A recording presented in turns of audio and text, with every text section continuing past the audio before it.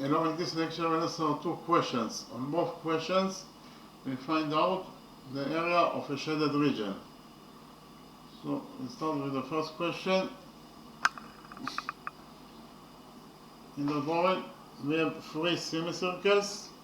This is the big semicircles that contains those two smaller semicircles. You know that the radius of this semicircle equals to 2 units, the radius of this semicircle equal to 1 unit, and our task is to find out the size of this shaded region. So first of all,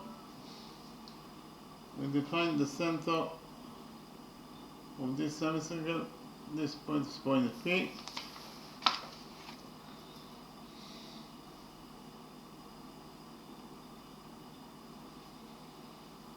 We define the center of this semicircle. This point is point Q. We define the point of tendency of tangent AB with this circle. This point is point M.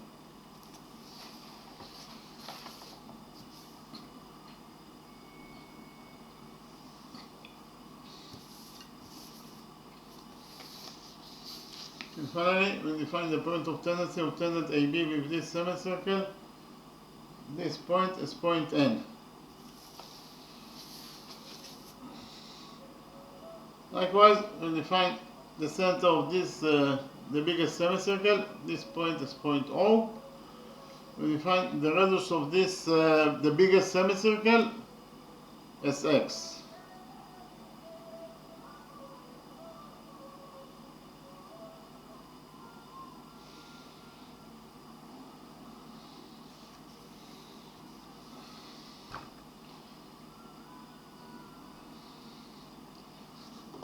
Those two semicircles touch each other externally in this point. So we define their touching point, and this point is point T.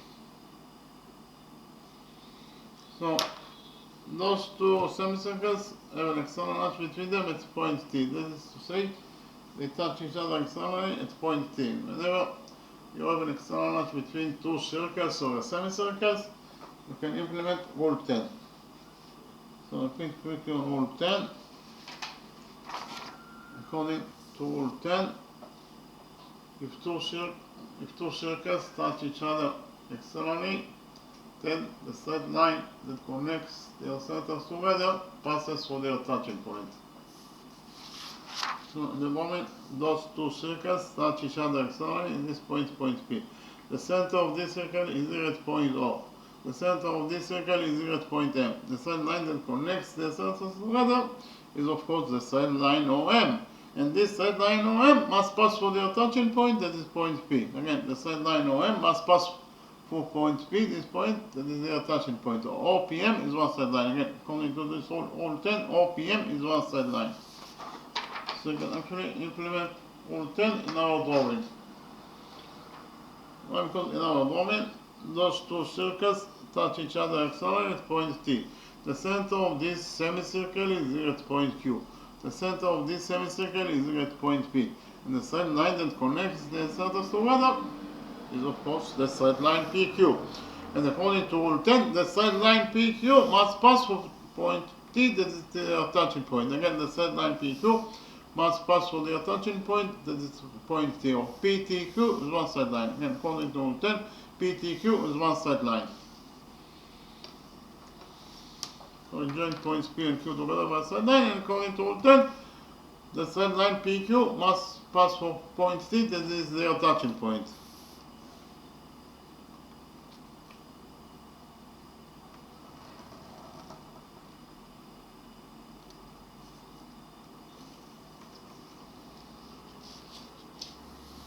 Because of the fact that PTQ is one straight line, it means that PQ in total must be equal to PT plus TQ. So PQ equals to PT. PT is the radius of this semicircle, it equals to 2. plus t cubed. T cubed is the radius of this small semicircle, equals to 1. So in total, PQ must be equal to 2 plus 1, that is 3. So it is right here that PQ equals to 3 meters in its length. So in the next step, I'll copy, before that, we can implement here rule 1.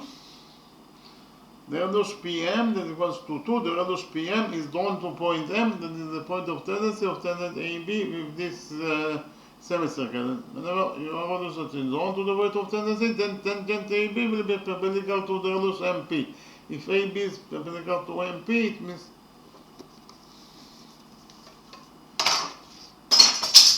this angle equals to 90 degrees. This angle also equals to 90 degrees according to rule 1.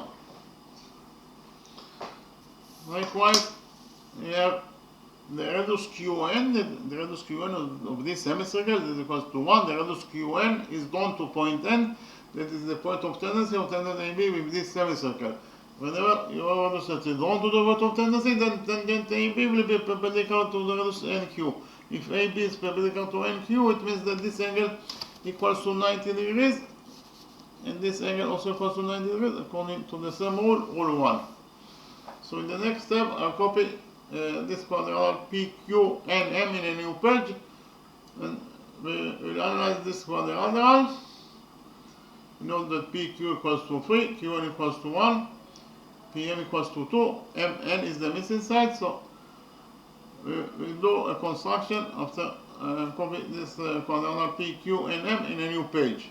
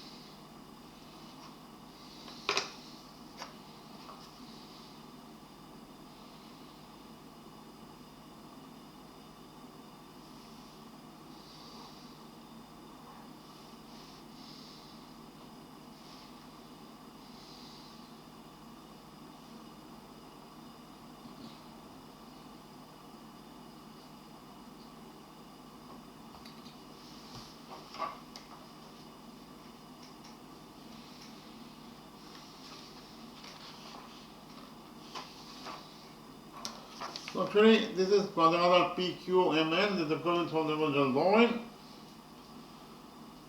So here we will do a construction, that is to say, from point Q, we will do perpendicular on PM. Again, from this point Q, we will do perpendicular on PM.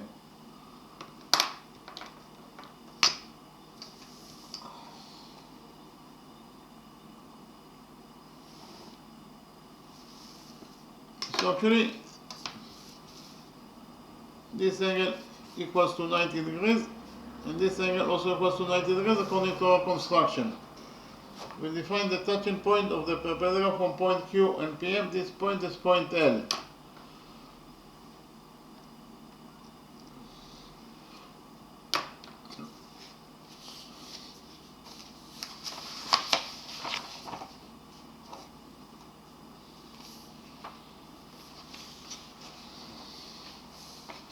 By doing this construction, we can quadrilateral LQ and M, small quadrilateral LQ and M. In inside small quadrilateral LQ and M, we have 1, 2, 3 right angles, and therefore this fourth missing angle must also equal to 90 degrees in its size. So in quadrilateral LQ and M, we have 4 right angles, and therefore it is a rectangle.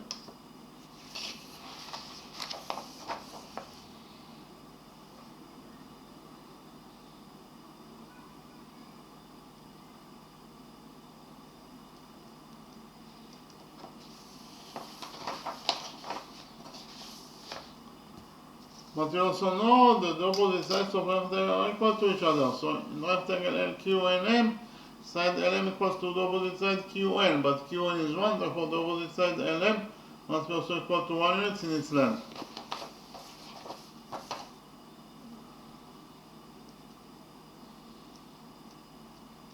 Know that PM in total equals to 2, is the radius of the medium semicircle. So what is the length of LP? LP equals to PM minus LM. So LP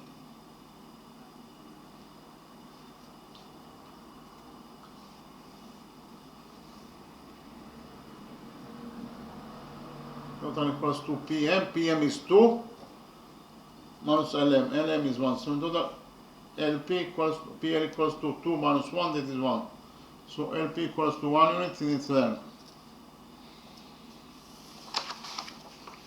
In the next step, we'll implement the Padova theorem on this main triangle PLQ.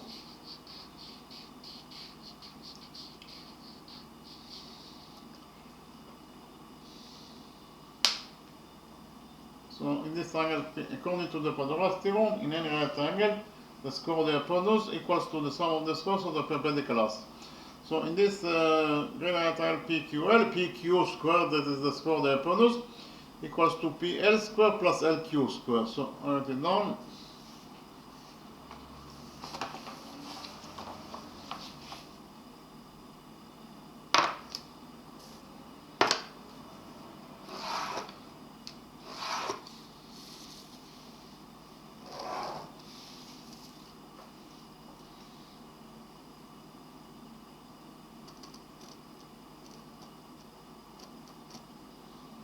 Here by PT is a version from Padova's theorem.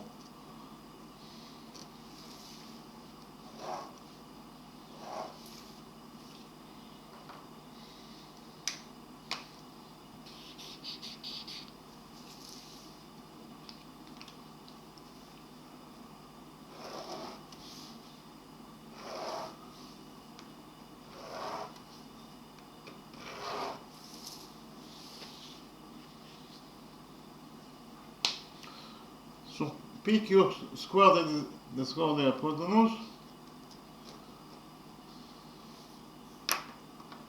is equal to PL squared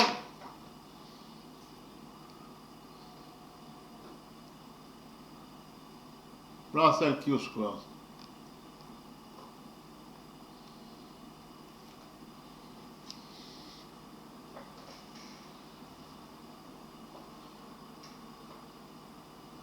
PQ is 3, therefore PQ squared is 3 squared, that is 9. And it is equal to PL squared. PL is 1, therefore PL squared is 1 squared, that is 1. Plus LQ squared. LQ is the missing side, so there it is, so it is LQ squared. So in total, we found out that 9 equals to 1 plus LQ squared. Here we subtract 1 from this equation and get that 9 minus 1 is 8 equals to LQ squared. Here we substitute 8 by 4 times 2, so 4 times 2 equals to 8, 4 times 2 equals to L squared.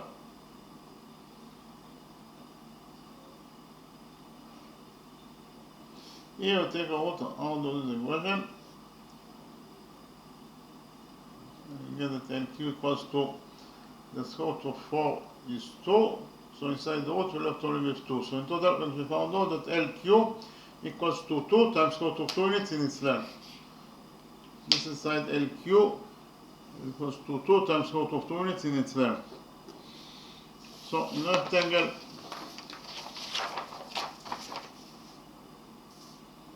LQMN, side LQ must be equal to the opposite side MN, but LQ is 2 times square root of 2, therefore the opposite side MN must be also equal to 2 times square root of 2 units in its length.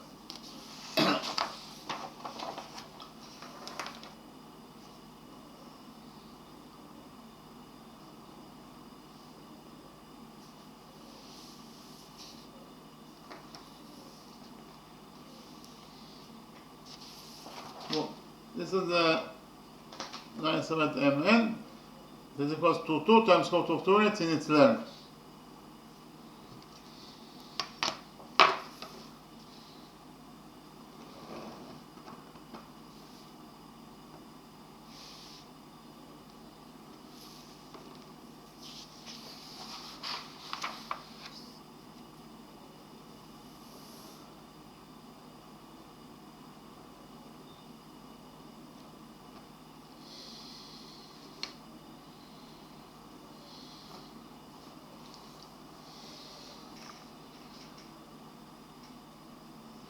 In the next step, we join points O and Q together by a straight line.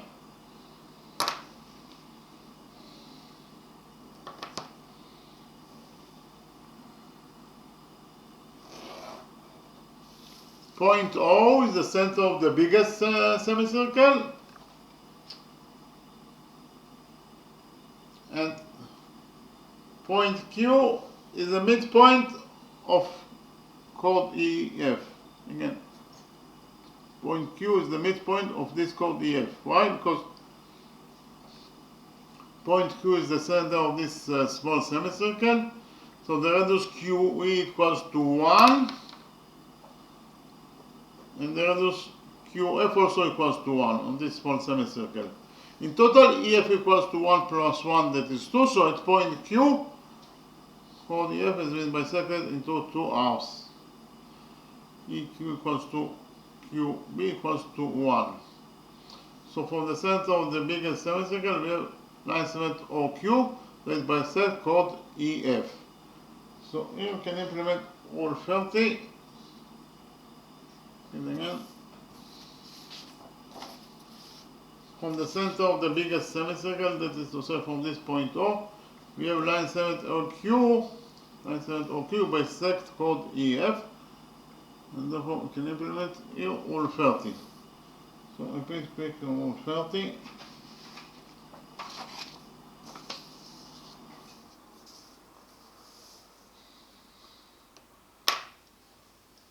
According to rule 30, a line segment that is drawn from the center of the circle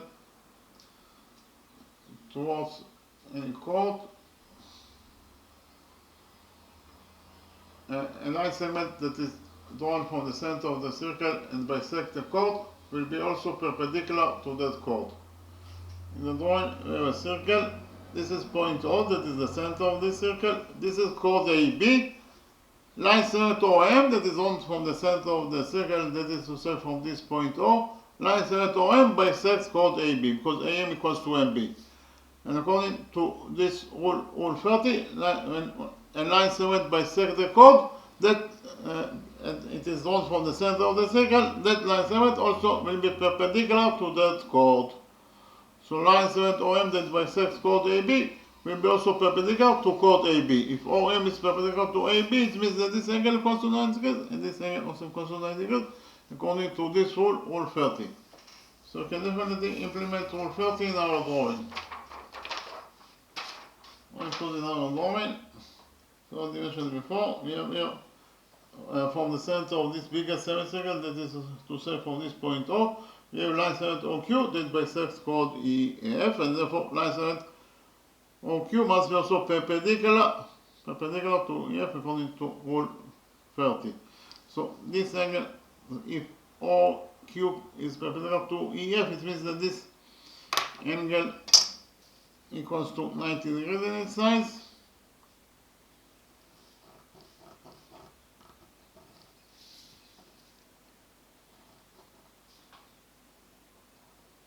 And this angle also equals to 90 degrees in its size. In the next step, we will join points E and O together by a straight line.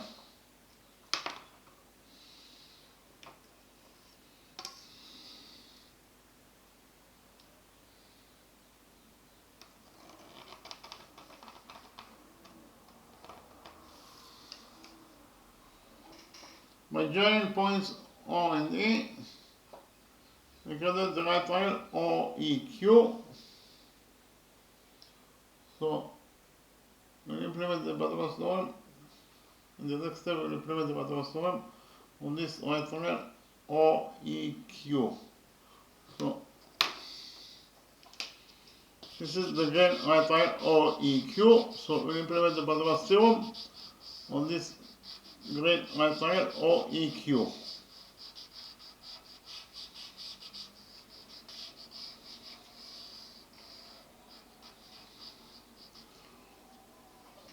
According to the Pythagoras theorem,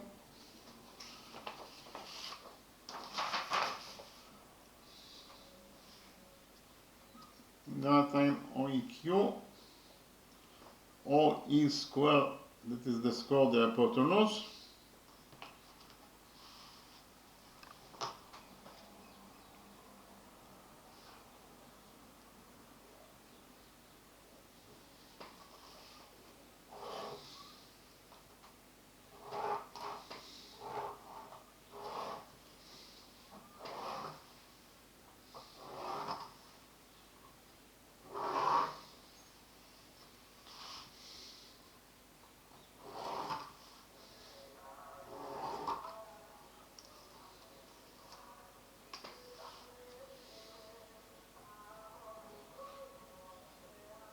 OE square equals to EQ square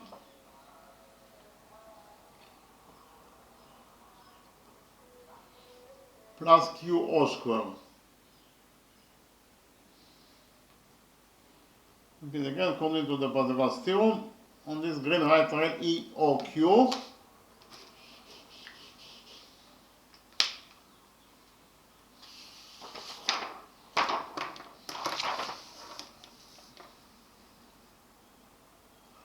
OE square, that is the square of the hypotenuse, equals to EO square plus QO square.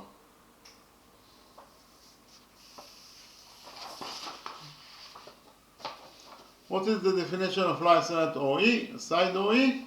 Side OE starts from the center of the biggest semicircle, that is to say from this point O, and ends at point E, that is the point it is a point on the biggest semicircle itself. Therefore, OE is the radius of this biggest semicircle, that is equals to x according to our definition. O equals to x. O equals to x. Therefore, OE square, of course, equals to x squared.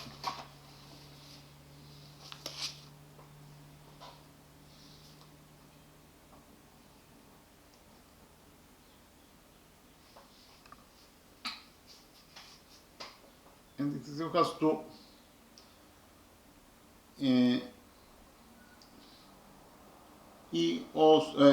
EQ square.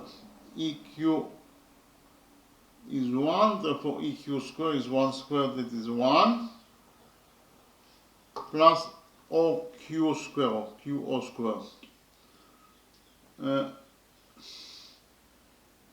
It is very easy to see that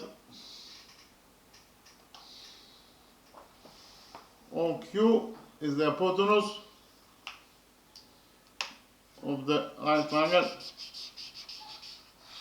ONC.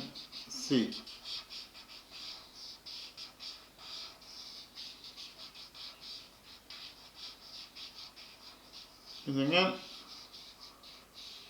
OQ is the hypotenuse of this pink right triangle Q and O, and therefore OQ square will be equal to QN square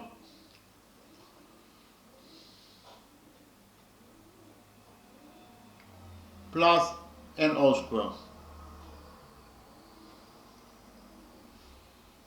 Repeat again, OQ square in this pink right triangle OQ square equals to QN square plus NO square. So in total, O equals to x, and therefore O square equals to x square, EQ equals to 1, therefore EQ square equals to 1 square, that is 1, plus QO square. QO is the hypotenuse of this pink right triangle, and therefore QO square, the square of the hypotenuse, equals to QN square plus NO square. Again, QO square equals to QN square plus NO square. So in total, according to equation 1,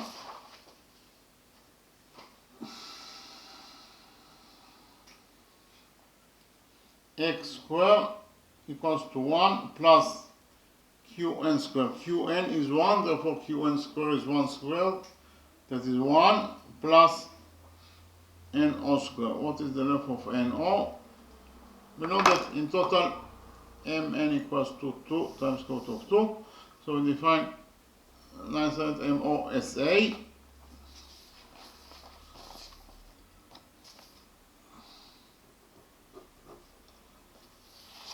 So what is the length of this missing line segment ON? ON must be equal to NM minus MO. So it is known.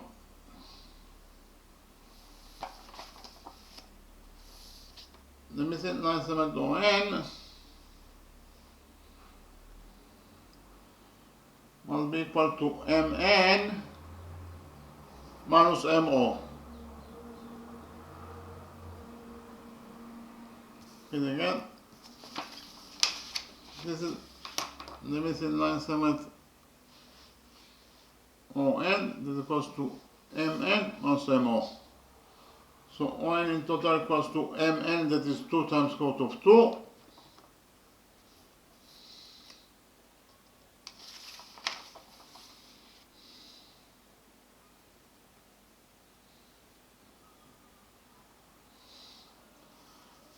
Minus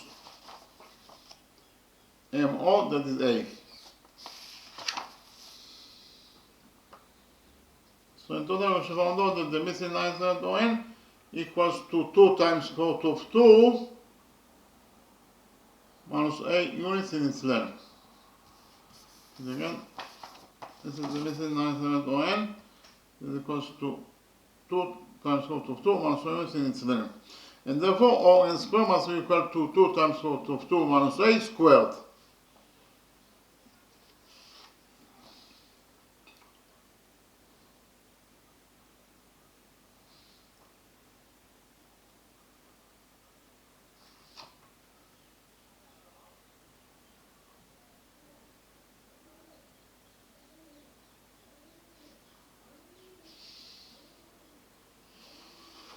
So in total, we should find out that x squared equals to 1 plus 1 plus 2 times square root of 2 minus A squared.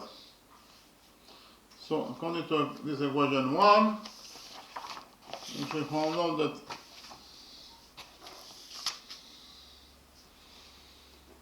x squared equals to 1 plus 1 is 2 plus, here we'll open the brackets of this expression, 2 times square root of 2 minus A squared equals to 2 times square root of 2 squared, that is 8, plus A squared, plus 2 times square root of 2 times A. So in total, we found out that according to equation 1, x equals to 2 plus 8 is 10, plus here we have plus A squared, minus 2 times 2 is minus 4, so in total this expression equals to minus 4 times square root of 2 times A.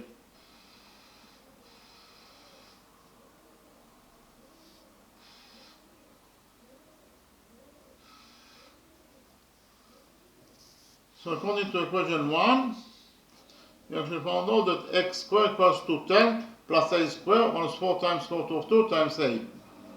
This is according to equation 1.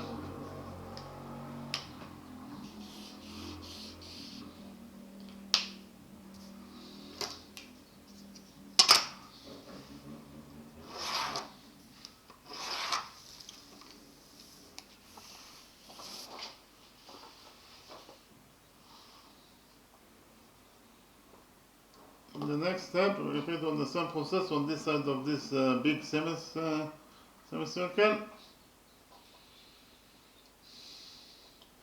That is to say, we join points O and P together by a straight line.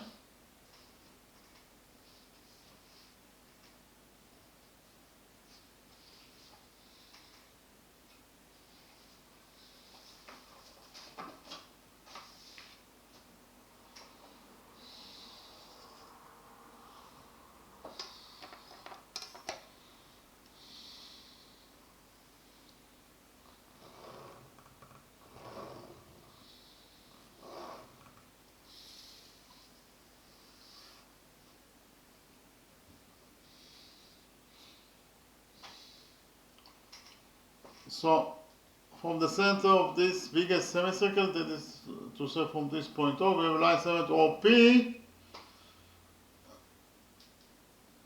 P is the center of this semicircle. The radius of this semicircle is 2. So PC is the radius of this semicircle. That is equals to 2 units.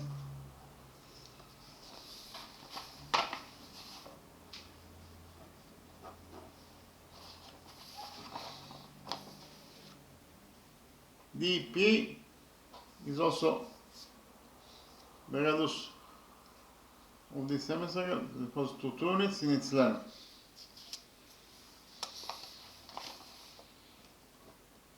So chord CD in total equals to 2 plus 2, that is 4.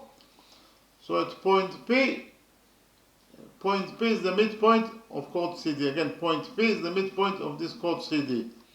So actually, from the center of this biggest semicircle, that is to say from this point O, we have line segment OP that bisects chord CD. Again, from the center of this biggest semicircle, that is to say from this point O, we have line segment OP that bisects chord CD.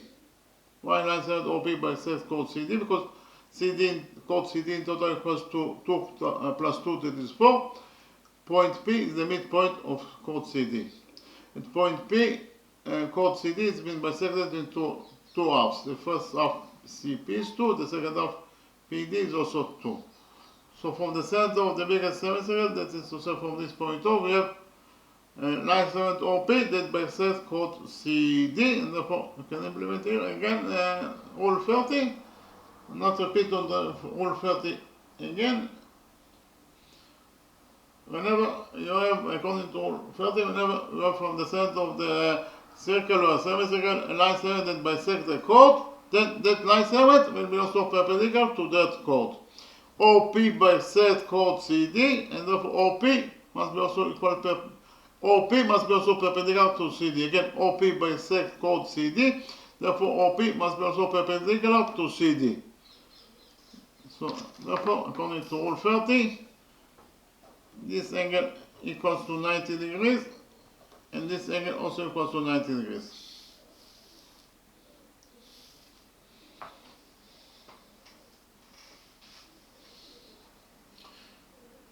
In the next step, we will join points O and C together by a straight line.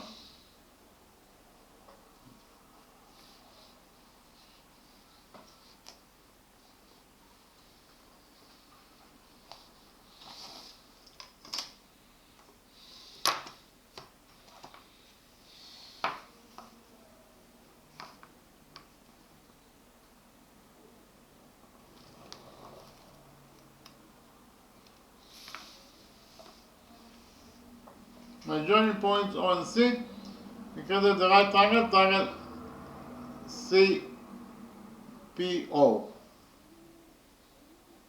This is the right triangle CPO. What is the definition of line segment OC? Line segment OC starts from point O, that is the center of the biggest semicircle, and ends at point C, that is the point of the biggest semicircle itself. Therefore, OC is the radius of this biggest semicircle, is equals to x units in its length. So OC equals to x.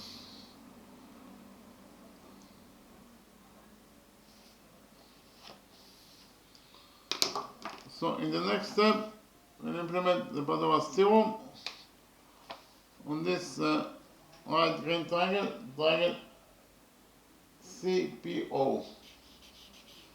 This is right triangle CPO.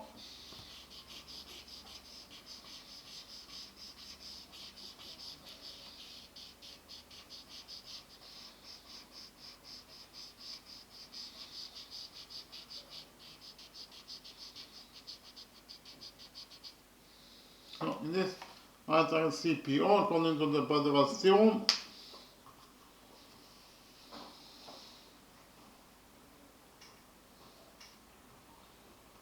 here by PT is the version of Pythagoras theorem.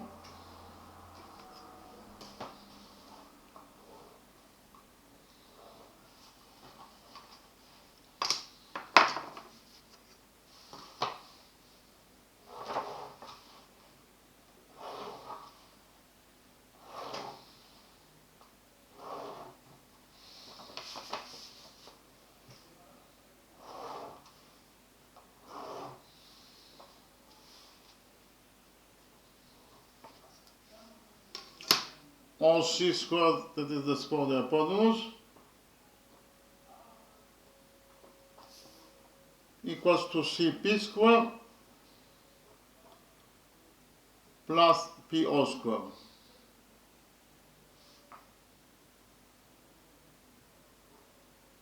It again, according to the Pythagoras theorem, on this material CPO, OC squared, that is the square of the hypotenuse, equals to CP squared plus PO squared. OC equals to x, therefore OC squared is x squared.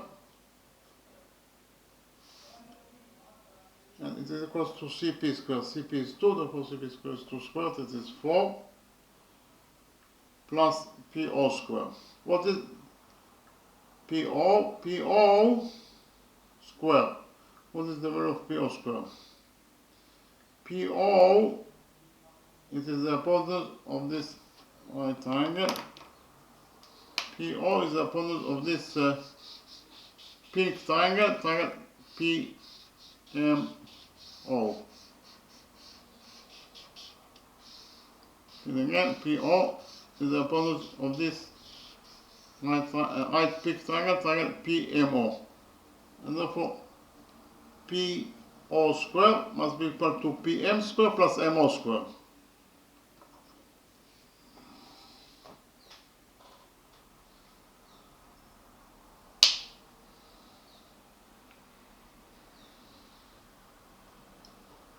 And again, the square of the hypotenuse PO on this pink triangle PMO equals to PM squared plus MO squared.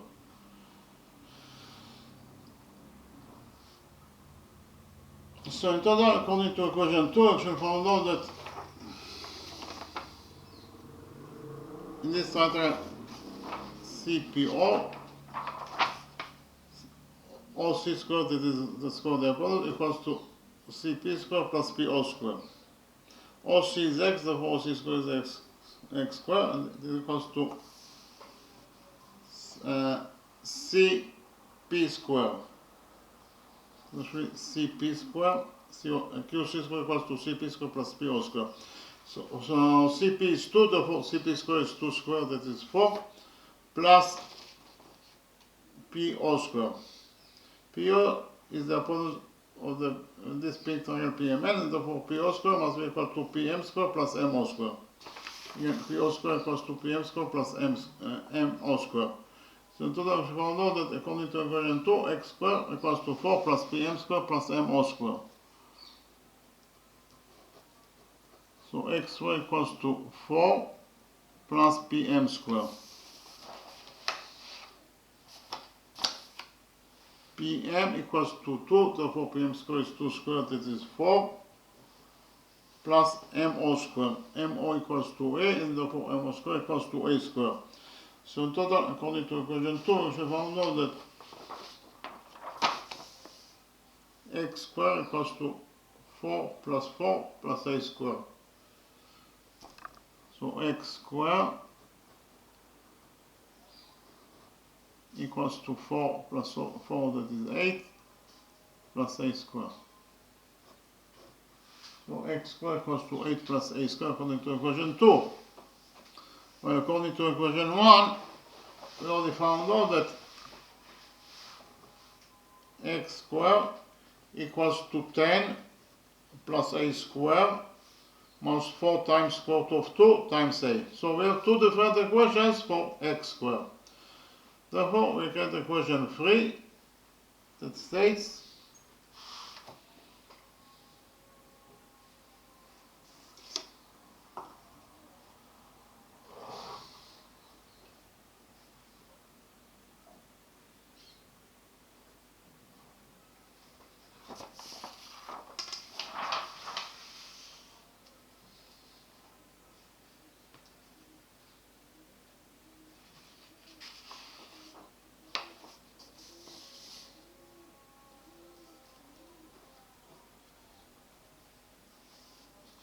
that x squared according to equation 1 must be equal to x squared according to equation 2. X squared according to equation 1 equals to 10 plus A squared plus 4 times square root of 2 times a, and it must be equal to x squared according to equation 2. X squared according to equation 2 equals to 8 plus a squared. So in total according to equation 3, if we found out that 10 plus a squared plus 4 times square root of 2 times a equals to 8 plus a squared. So we have a squared on both sides of this equation, so a squared gets cancelled.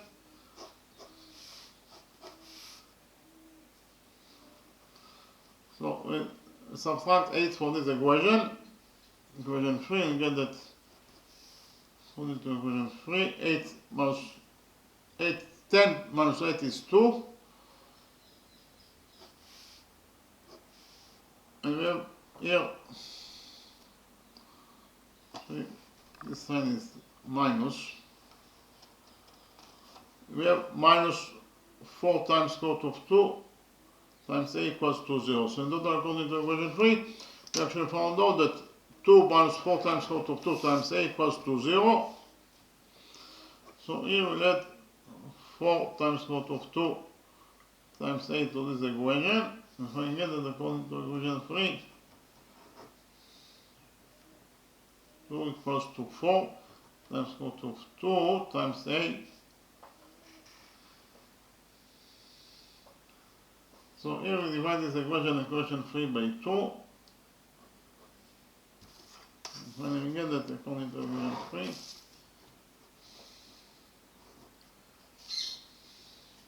two over 2 is 1, 4 over 2 is 2, so in total this expression equals to 2 times square root of 2 times a. Here we will divide this equation 3 by 2 times square root of 2, and finally get that according to equation 3, a equals to 1 over 2 times square root of 2.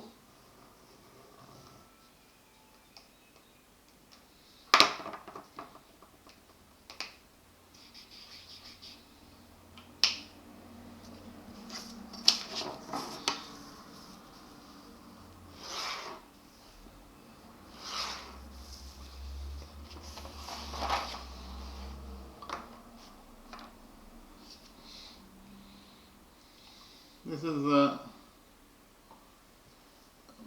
amount equals to a to 1, it is equals to 1 over 2 times square root of 2.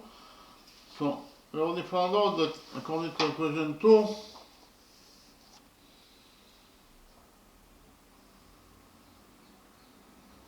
according to equation 2,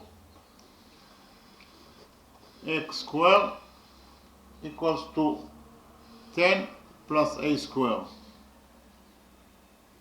So x squared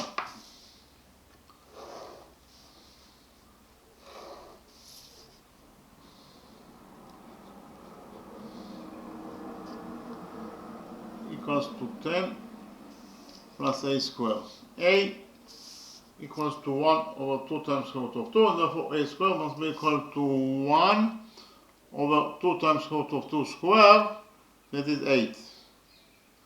So in total we found out that x squared equals to 10 plus 1/8. So according to equation 2, x squared equals to 1/8. Here we multiply, it is actually x squared equals to 8 plus a squared. X squared equals to 8 plus a squared. It is 8 plus a squared. X squared equals to 8 plus a squared, not 10 plus a squared. So in total we found out that x squared equals to 8 plus 1/8. So here we'll multiply 8 by 8 and then we'll divide it by 8 in order to overcome a factor of this number. So 8 times 8, 8 is 64. So over 8. So in total 64 plus 1 is 65 over 8. So if we found out that according to equation 2, x squared equals to 65 over 8.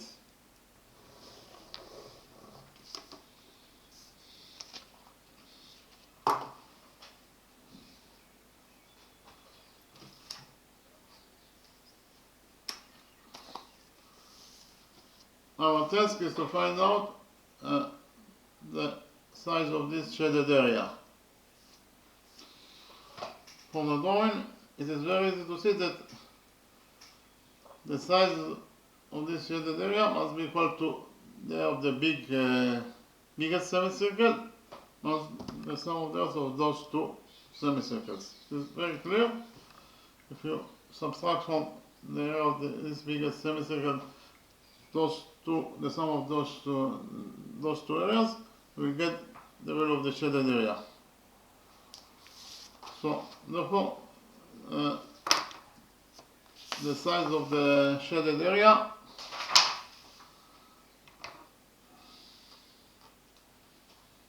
shaded region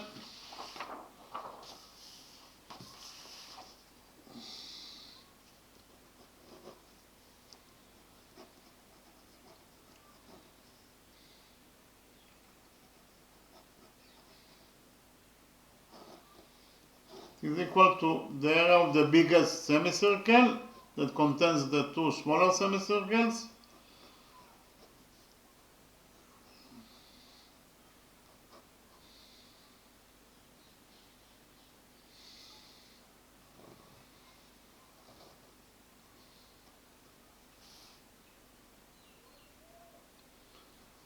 minus the areas of those two semicircles.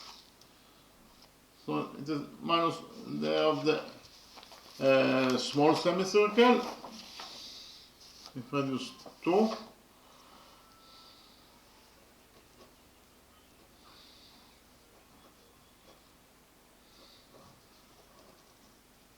minus the area of this right semicircle with radius 1.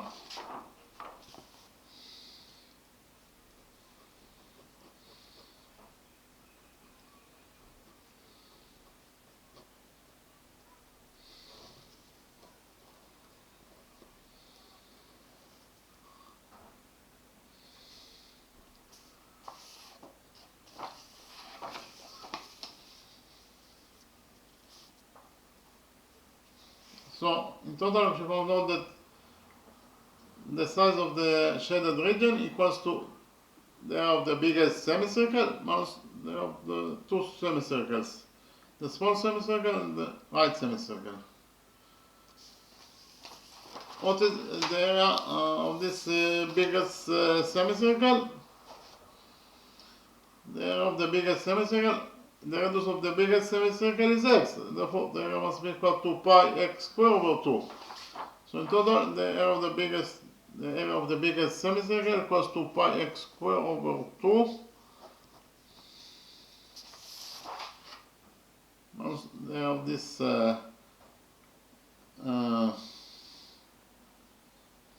actually the left semicircle and the right semicircle.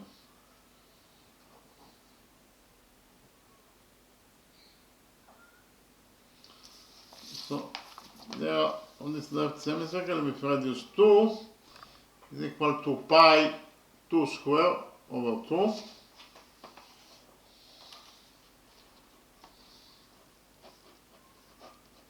minus the area of this right semicircle with radius 1 is equal to pi 1 squared over 2.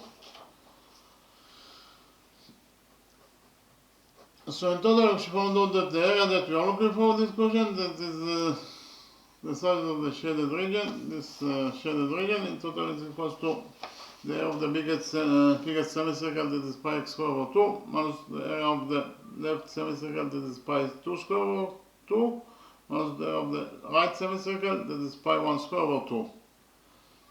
So here we take pi over 2 as a common factor out of those three expressions. And we get that pi over 2, so inside the bracket we will have here x squared minus 2 squared, that is 4, minus 1 squared, that is 1. So in total we found out that the area of the shaded region is equal to pi over 2 times x squared minus 4 minus 1. We already found out that x squared equals to 65 over 8. So we substitute x squared by 65 over 8.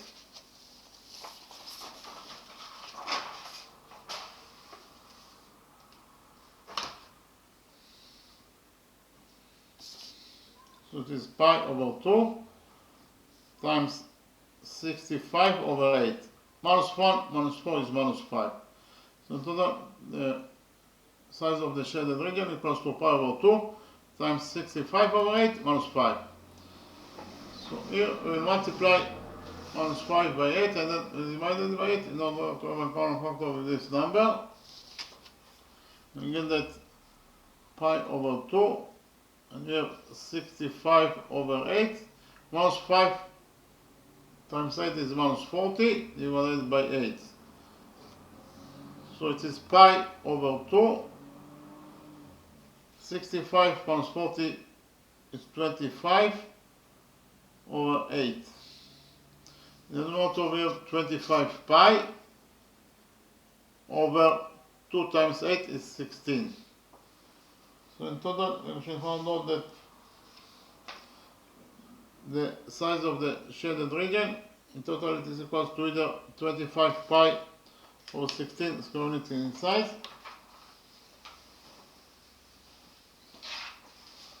In terms of numbers, it is equal to 4.908 square units in size.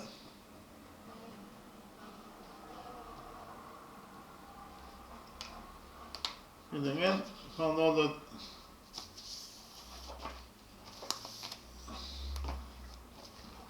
the size of this shaded region, in total it is equal to either 25 pi over 16 square units in size, or in terms of numbers it is equal to 4.908 square units in size. Okay, so we finished the answer on the first question. In the next step I will present you the second question and solve the second question of this lecture.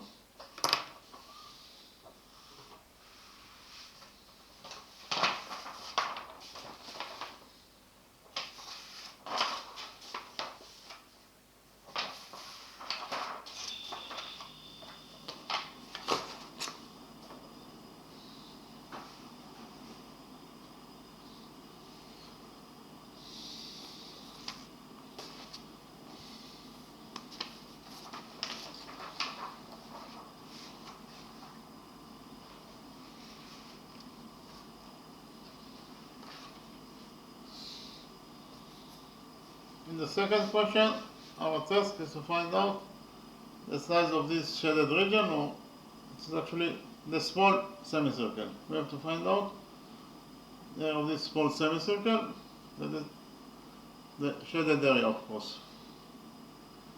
So in the drawing, we have, this is the big semicircle.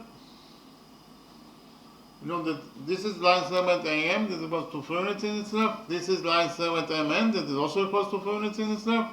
This is line segment NB, that is equal to 2 units in its length. Again, our task is to find out the size of this shaded area, that is actually the area of this small semicircle. Okay, so first of all,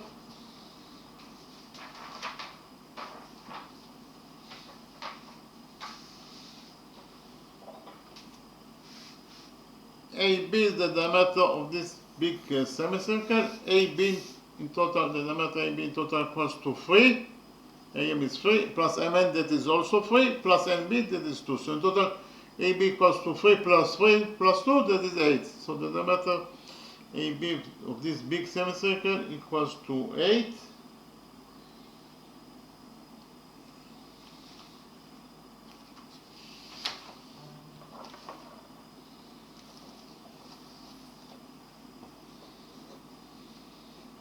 Diameter AB of the big semicircle equals to 3 plus 3 plus 2, that is 8. AB equals to 8, and therefore we define the radius of this big semicircle as R. Therefore, the radius must be equal to the diameter over 2. That is to say, it is 8 over 2, that is 4. So if you found out that the radius of the big semicircle equals to 4 units in its length. the radius of this big semicircle equals to 4 units in its length. In the next step, we define the center of this big semicircle. This point is point O. Therefore, AO is the radius of this big semicircle. Is equals to 4. OB is also the radius, that is 4. We define the center of this small semicircle. This point is point S.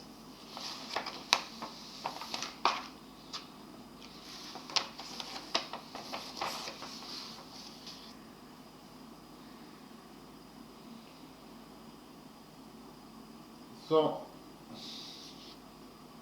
what is the length of this missing line thread? MO. MO equals to AO minus AM. Again, AO minus AM equals to MO. So, already know.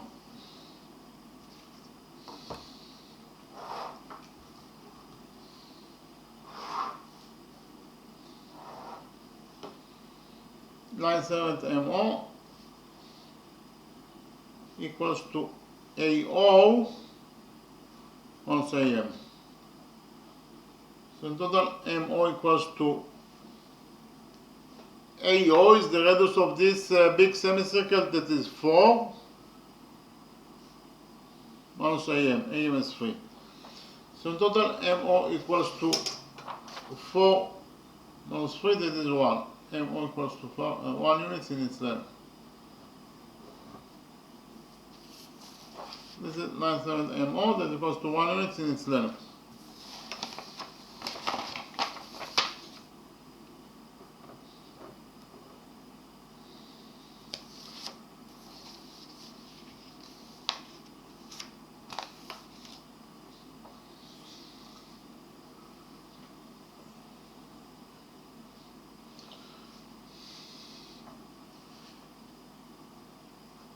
In the next step,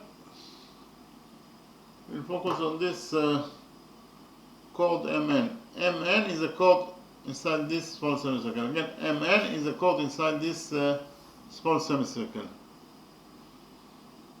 Point S is the center of this small semicircle. So from point S, we will draw perpendicular on chord MN. Again, from point S, that is the center of this small semicircle, we will draw perpendicular on chord MN.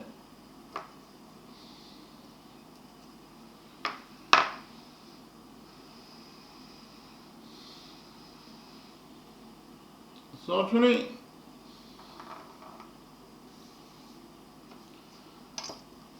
this angle equals to 90 degrees, and this angle also equals to 90 degrees according to our construction. We define the touching point of the perpendicular from point S and side AB. This point is point T.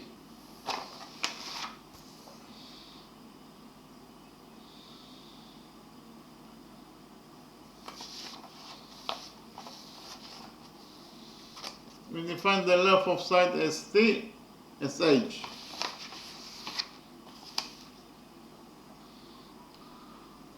So in conclusion, what we did until now is from the center of this semicircle, that is to say from this point S, we draw perpendicular on chord MN. So here we can implement rule 15. I'll repeat quickly on rule 15. According to rule 15, a perpendicular from the center of a circle to any chord bisect the chord. So in the drawing a circle, this is point S, that is the center of this circle. This is chord MN. From the center of this circle, that is to say from this point S, we draw perpendicular SN on chord MN. Again, we draw perpendicular ST on chord MN. According to this rule 15, perpendicular ST bisect chord MN. Again, perpendicular ST, that is drawn from the center of this circle, bisect chord MN. That is to say, MT equals to TN, and each half equals to MN over 2. So we can actually implement rule 15 in our drawing. In our drawing, as I mentioned before, from the center of this small semicircle, that is to say from this point S, we draw perpendicular ST on chord MN, and according to rule 15, perpendicular ST bisect chord MN. That is to say, MT equals to TN, the first half is mt, must be equal to the second half tn, and each half must be equal to mn over 2, because mn has been bisected by line segment st. So according to rule 15, MO, the first half MO, equals to the second half, the first half is MT, of course. The first half is MT, and this equals to the second half TN, and MN has been bisected, so each half must be equal to MN over 2. And again, according to rule 15, perpendicular ST on chord MN bisect chord MN. That is to say, the first half of chord MN, that is MT, must be equal to the second half of chord MN, that is CN, and each half must be also, of course, equal to MN over 2. MN is 3, so in total each half must be equal to 3 over 2, that is 1.5. So MT equals to 1.5, Tn also equals to 1.5 units in itself. This is line segment MT, this equals to 1.5 units in its length. Likewise, this is line segment N, this equals also to 1.5 units in its length.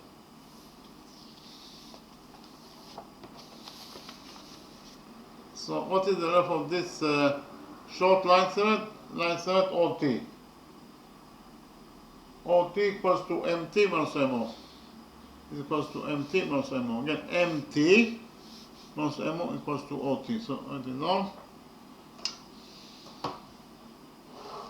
This short line segment OT, or OT equals to MT minus MO. So in total, OT, the short line segment OT equals to MT. MT is 1.5 minus MO. MO is 1. So in total, OT equals to 1.5 minus 1, that is 1 half. OT equals to 1 half.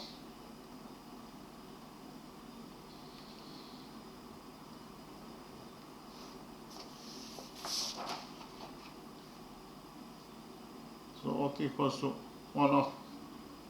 This is length. So in the next step, we will join points O and S together by straight line. That is to say, we will join the two centers of those two semicircles by straight line.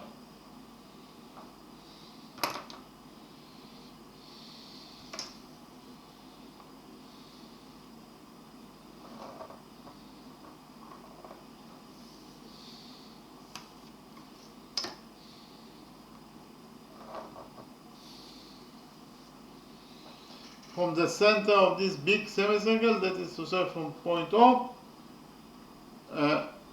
we draw line segment OS. Point S is the center of this small semicircle. So SP is the radius of this small semicircle, that is equals to X, according to our definition. Likewise, SQ is also the radius of this small semicircle, that is equals to X, according to our definition. So, from the center of this big semicircle, that is to say point O, we draw line segment OS that bisect chord PQ. Again, from the center of this big semicircle, that is to say from point O, we draw line segment OS that bisect chord PQ.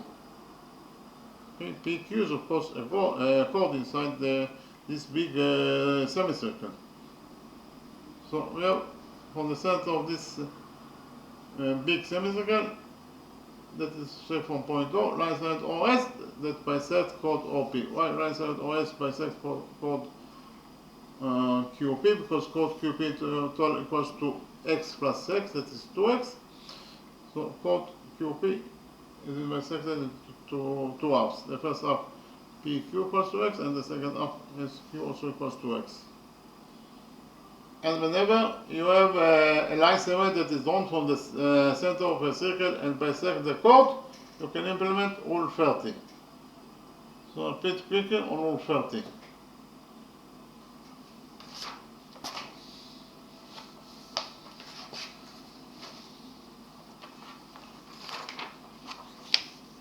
According to rule 30, a line segment that is drawn from the center of the circle and bisect the chord will be also perpendicular to that chord. Again, a line segment that is drawn from the center of the circle and bisect the chord will be also perpendicular to that chord. In the drawing, circle, point O is the center of the circle. From the center of the circle, that is to say from point O, we draw line segment OM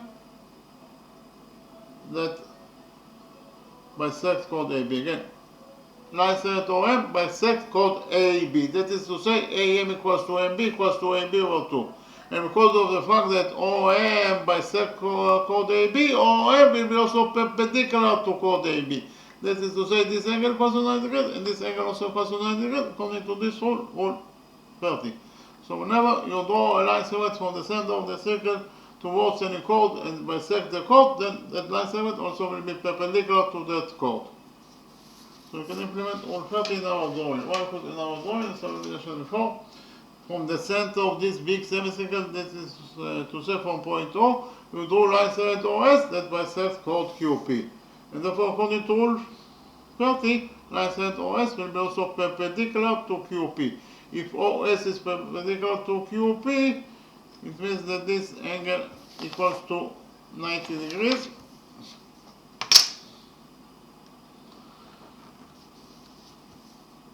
And this angle also equals to 90 degrees, according to rule 30, of course.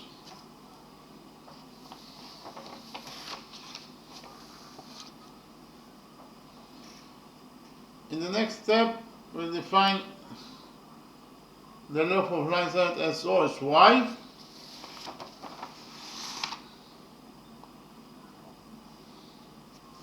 I'll copy the right triangle SOT in a new page and we will implement the Pythagoras theorem on this right triangle SOT. This right small triangle SOT.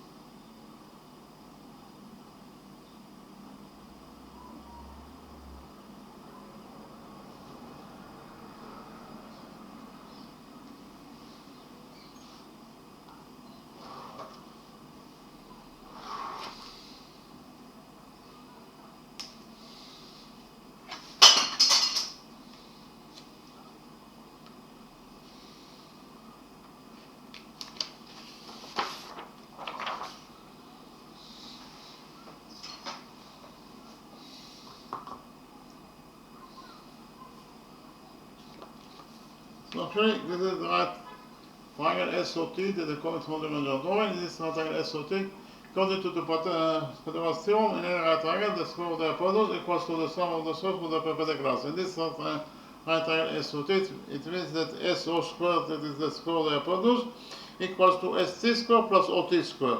So write it down.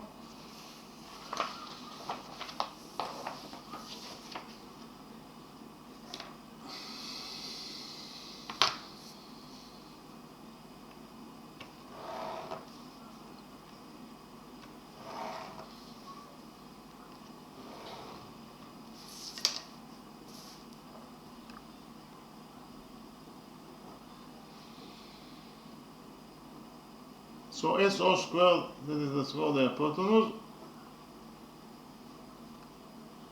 equals to ST squared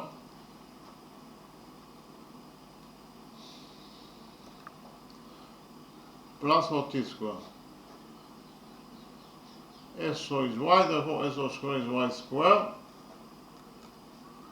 and it equals to ST squared. ST is h, therefore ST squared is h squared. So y squared equals to h squared plus OT squared. We already found out that OT equals to 1/2.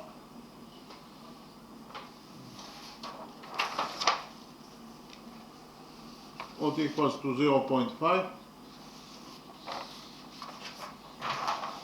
Therefore, OT squared will be equal to 1/2 squared, that is 1/4. So in total, according to equation 1,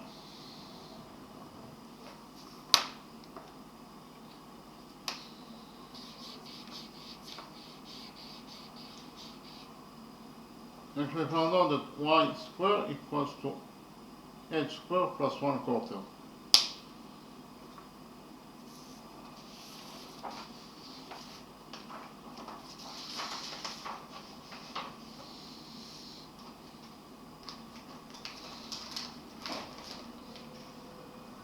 In the next step, we'll join points S and N together by straight line.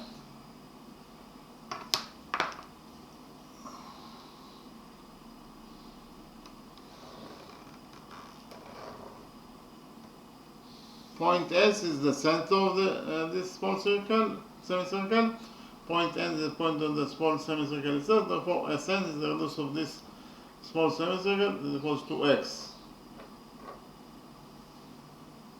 So in the next step, I'll copy the right triangle STN in a new page and we'll implement the Pythagoras theorem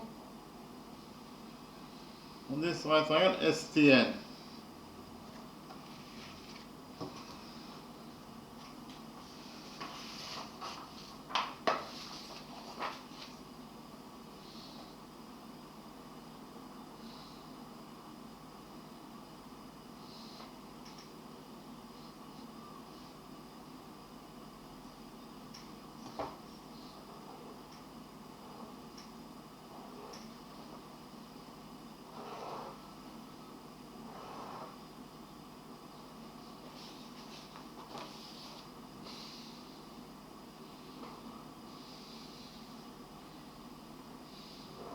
Side Tn equals to 1.5 units in its length.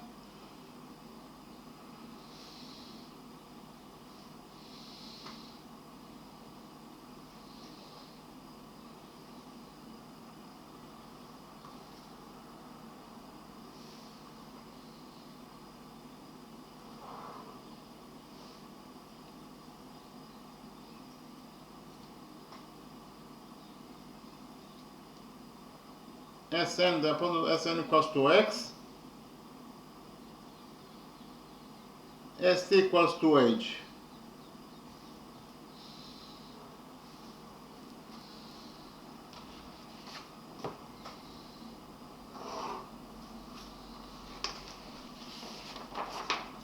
So here, this is the right triangle STN, that according to the original drawing. In this right triangle STN, according to the Pythagoras theorem, Sn squared, that is the square of the hypotenuse, equals to St squared plus Tn squared.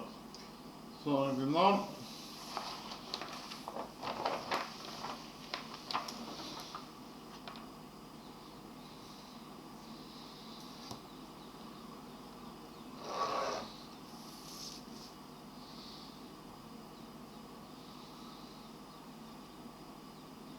so Sn squared, that is the square of the hypotenuse,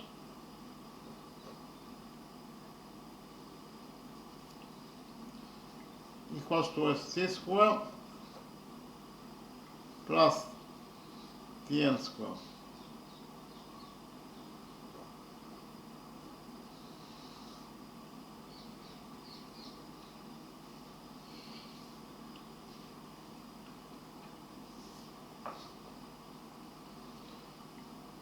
Sn equals to x, therefore Sn squared equals to x squared.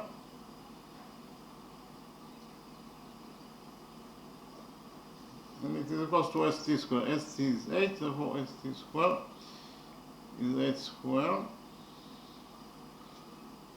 plus Tn squared. Tn is 1.5, 1.5 is 3 over 2. Therefore, Tn squared is 3 over 2 squared, that is 9 quarters. So in total, according to equation 2, we actually found out that x squared equals to 8 squared plus 9 quarters.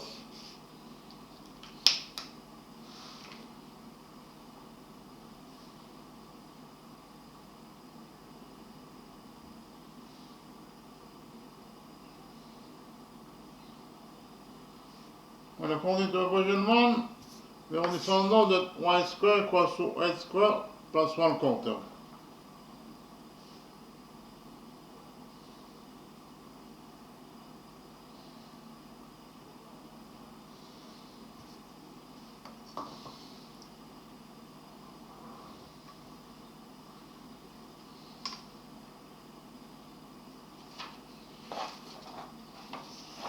So, according to equation 1, x squared equals to 8 squared plus 9 quarters. This is according to equation 2, and according to equation 1, y squared equals to 8 squared plus 1 quarter. So, here, subtract those two expressions, that is to say 2 minus 1, will get us equation 3 that says that x squared minus y squared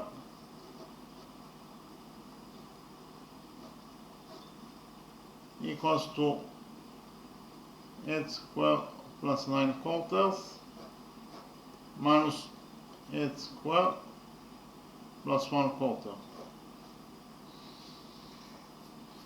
So x squared minus y squared according to equation 3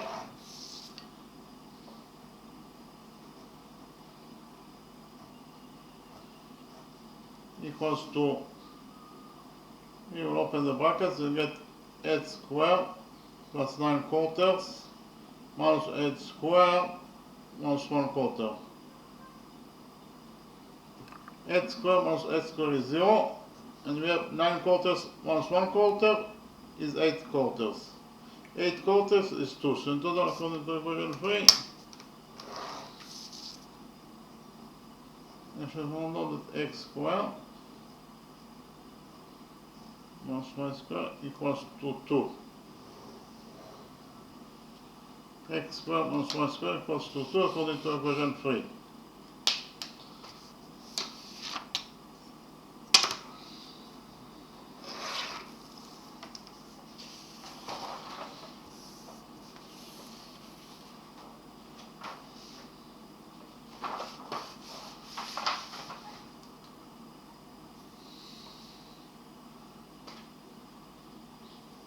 In the next step, we join points O and P together by a straight line.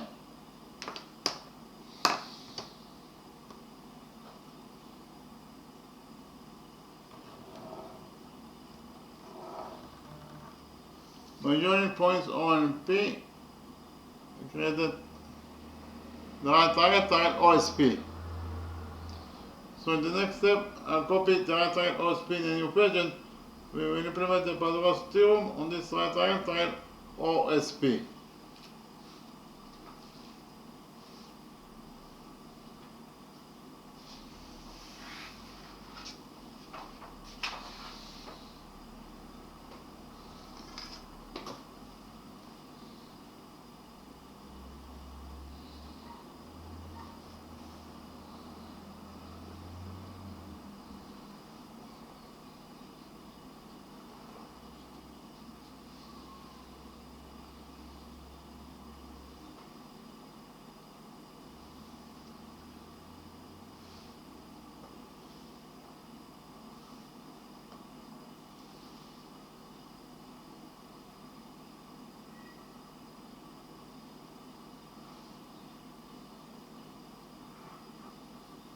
What is the definition of line segment OP? Line segment OP starts from point O, that is the center of this big semicircle, and then at point P, that is the point of the big semicircle itself. Therefore, it is the radius of this big semicircle. Well, we found out that the radius of this big semicircle equals to 4, so OP equals to 4.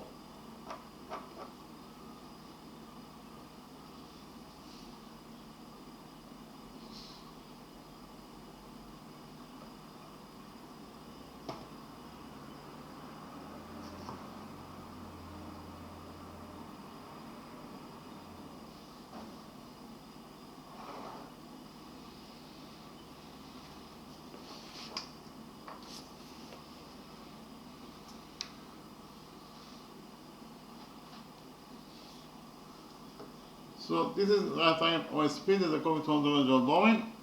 This right triangle OSP, or P squared, that is the square of the hypotenuse, equals to PS squared plus OS squared. So write it down. This will be equation 4.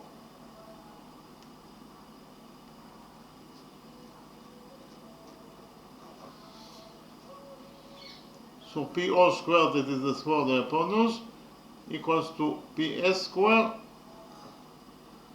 plus OS squared.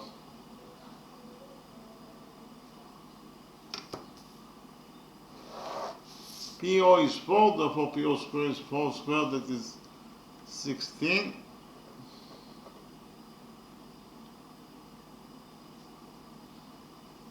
And it is equals to PS squared. PS is x, therefore PS squared is x squared plus OS squared. OS is y, therefore OS squared is y squared. So in total we found out that 16 equals to x squared plus y squared. So according to equation 4, x squared plus y squared equals to 16.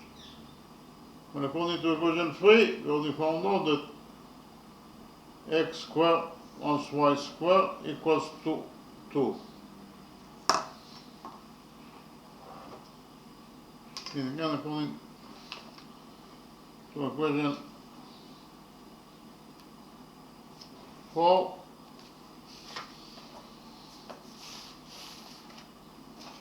if we found out that x squared plus y squared equals to 16, while according to equation 3, we already found out that x squared plus y squared equals to 2. In the next step, we will add those two equations with each other. So we'll get equation 5. We'll have x squared plus x squared is 2x squared, y squared minus y squared is 0, equals to 16 plus 2 is 18. So in total, we actually found out that 2x squared equals to 18. Here we divide this equation 5 by 2. And finally get that according to equation 5, x squared equals to 18 over 2 is 9. So x squared equals to 9. Our task is to find out the value of the shaded area. Actually, you have to find out the area of this small semicircle, because it is the shaded area. Note that the radius of this small semicircle is x. Therefore, the value of the size of the shaded region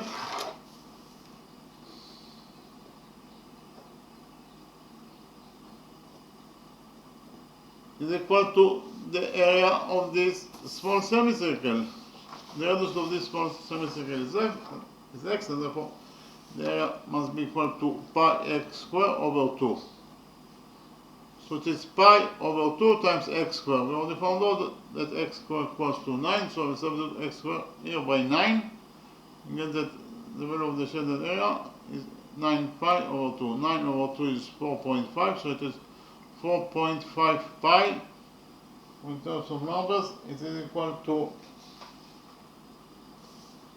14.137 square units in its size.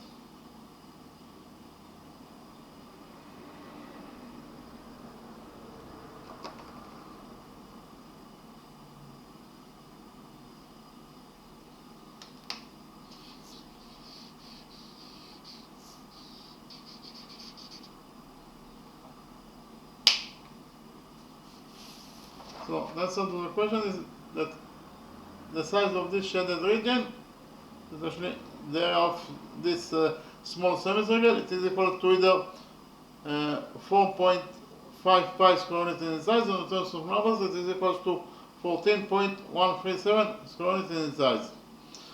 So we finished to answer the second question. In the next step, I will start the lecture. I will start with the first question, of course.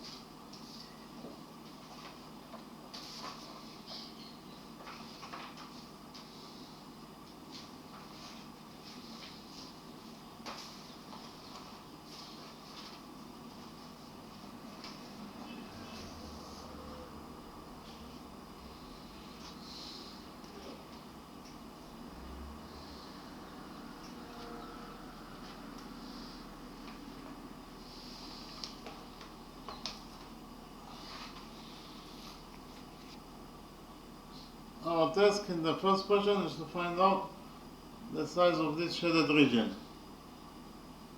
So in the drawing we have three semicircles. This is the biggest semicircle that contains those two smaller semicircles.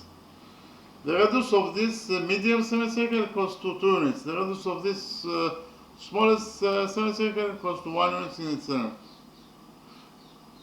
We also know that here and our task is to find out the size of this shaded region.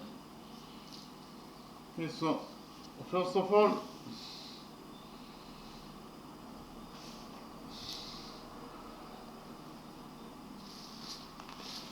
we find the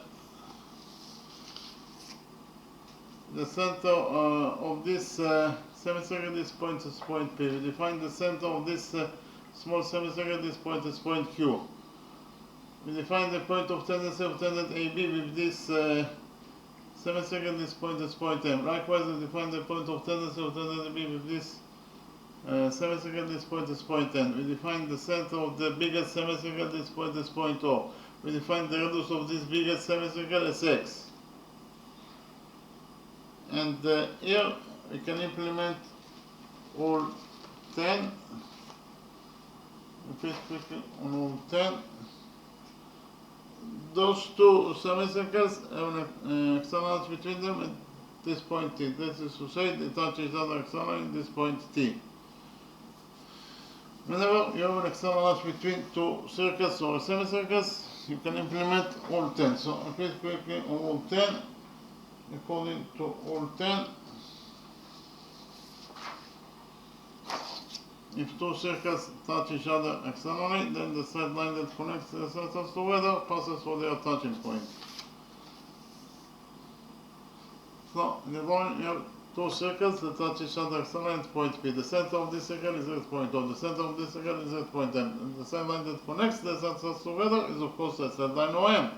This straight line OM must pass for their touching point at this point PO. The straight line OM must pass for their for point P, that is their touching point. OPM is one straight line. Again, OPM is one straight line. So this one, all 10. So can I implement all 10 in our drawing? Why? Because in our drawing, those two circles touch each other externally at point T. The center of this semicircle is at point P. The center of this small semicircle is at point Q. The straight line that connects the centers together is of course the straight line PQ. And according to all 10, the straight line PQ must pass for their touching point, that is point T. Again, the straight line PQ must pass for point T, that is their touching point. Or PTQ is one straight line. Again, PTQ is one straight line according to all 10. If PTQ is one straight line, it means that PQ in total must be equal to PT plus TQ. So PQ equals to PT. PT is the radius of this semicircle, that is 2. Plus TQ is the radius of this small semicircle, that is 1. So in total, PQ equals to 2 plus 1, that is 3. And PQ equals to 3 units in itself. So here we can implement all 1. The radius PQ that equals to 2, the radius PQ is drawn to point M, that is the point of tendency of tangent AB with this semicircle. And whenever a radius that is drawn to the point of tendency, then tangent AB will be perpendicular to the radius MP. If AB is perpendicular to MP, it means that this angle equals to 90 degrees, and this angle also equals to 90 degrees, according to all 1. Likewise, we have the straight line, the radius QN that equals to 1, the radius QN is drawn to point N, that is the point of tendency of tangent AB with this circle. And whenever your radius that is drawn to the point of tendency, then tangent AB will be perpendicular to the radius NQ. If AB is perpendicular to NQ, it means that this angle equals to 90 degrees, and this angle also equals to 90 degrees, according to the same rule, all 1. So in the next step, I copied this quadrangle P, Q, and M in a new page, and we did a new construction in the quadrangle.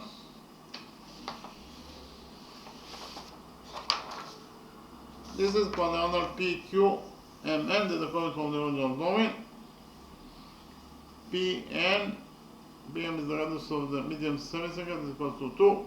QN is the radius of the small semicircle, that is 1. And PQ, we just write the formula that PQ equals to 3 according to rule 10. MN is the only missing side. So in the next step, we did a construction, that is to say from point Q, we draw perpendicular on PM. Again, from point Q, we draw perpendicular on PM. So this angle equals to 90 degrees, and this angle also equals to 90 degrees according to the construction. We find the touching point of the perpendicular from point Q and PM. This point is point L. So by doing this construction, we created quadrilateral LQ and M. Inside this quadrilateral LQ and M, we have 1, 2, 3 angles, and therefore this fourth missing angle must be equal to 90 degrees inside, according to the rule that states that the sum of the angles in any quadrilateral is equal to 360 degrees. And therefore this fourth missing angle must be equal to 90 degrees inside. So in quadrilateral LQ and M, we have 4 angles, and therefore it is a rectangle. But we also know that the opposite sides of rectangle are equal to each other. So the small rectangle LQ and M, side QN must be equal to the opposite side LM. But QN is 1, therefore the opposite side LM must be also equal to 1 unit in its side.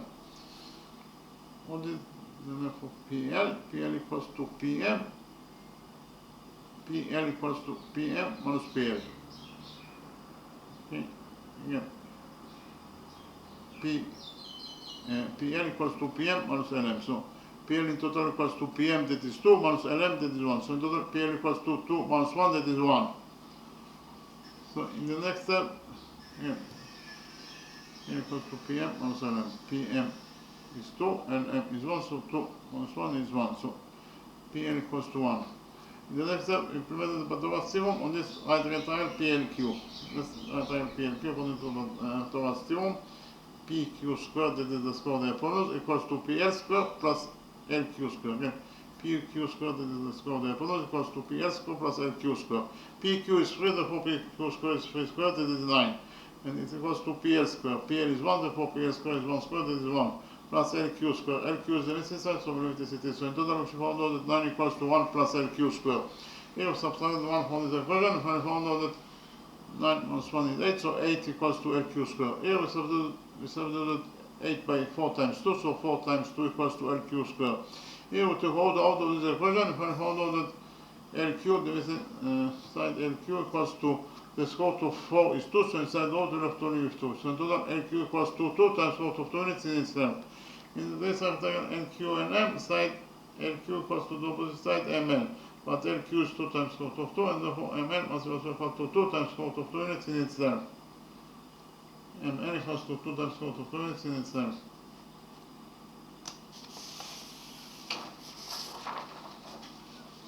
This is the missing line side MN is equals to 2 times square root of 2 units in its length. In the next step, we define line side OMSA, and therefore ON must be also must be equal to MN, that is 2 times square root of 2, minus OM, that is A. So in total, OM must be equal to 2 times square root of 2, minus 1 unit in its length.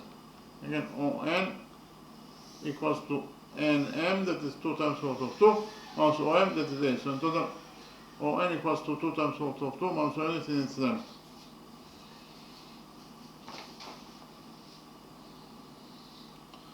Again, MN in total equals to 2 times square root of 2 units.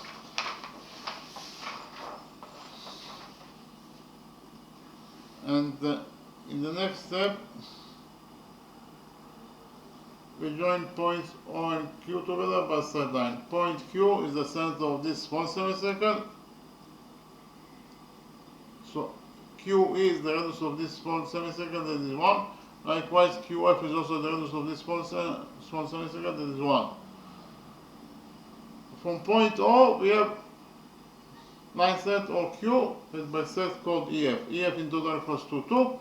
At point Q, it has been bisected into 2 halves. The first half EQ is 1, the second half QF is also 1. And now we have from the center of the circle a line segment that bisects a chord. That line segment will be also perpendicular to that chord according to rule 15. Actually, it is according to rule 30. Whenever you have a line segment from the center of the circle that bisects the chord, that line segment will be perpendicular to that chord. and according to Rule 30, line segment that drawn from the center of the circle and bisect the chord will be also perpendicular to that chord. The drawing in a circle, this is called AB. From the center of this circle, that is to say from this point on, we draw perpendicular, line segment OM that bisect AB. That is to say AM equals to MB.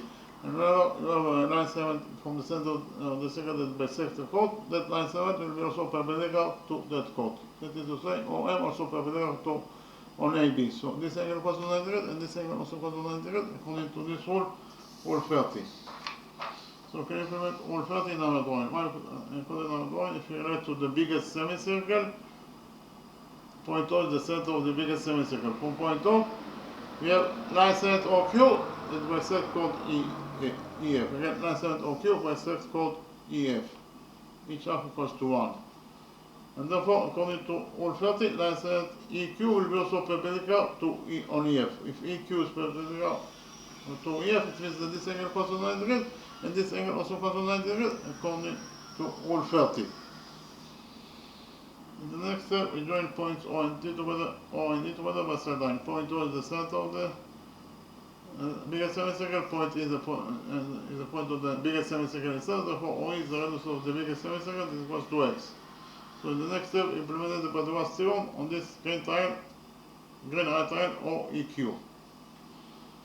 This green triangle OEQ, OE squared, that is the square of the hypotenuse, equals to EQ squared plus QO squared. Again, this green triangle OEQ, according to the Pythagoras theorem, OE squared, that is the square of the hypotenuse, equals to EQ squared plus OQ squared. OE is X, therefore OE squared is X squared, and it is equals to EQ squared. EQ is 1, therefore EQ squared is 1 squared, and plus QO squared. QO is the hypotenuse of this pink triangle, QNO.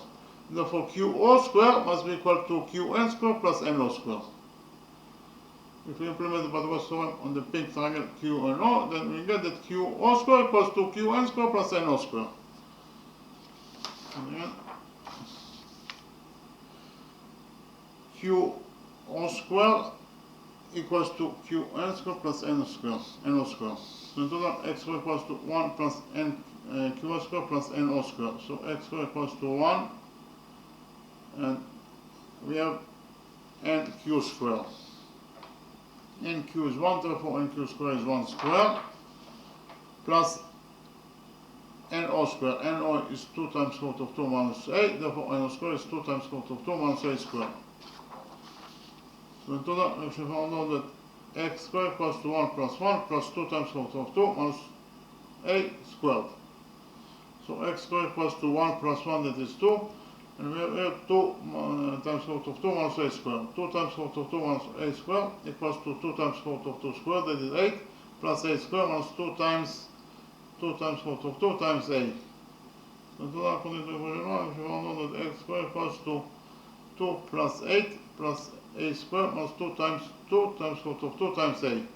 So X squared equals to 2 plus 8 is 10, plus 8 squared, and 2 times minus 2 times 2 is minus 4, so in total this expression equals to minus 4 times square root of 2 times 8. So in total, according to equation 1, we actually found out that X squared equals to 10 plus 8 squared minus 4 times square root of 2 times 8.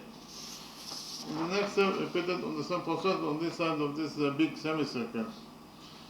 That is to say, we join points O and P together by a straight line.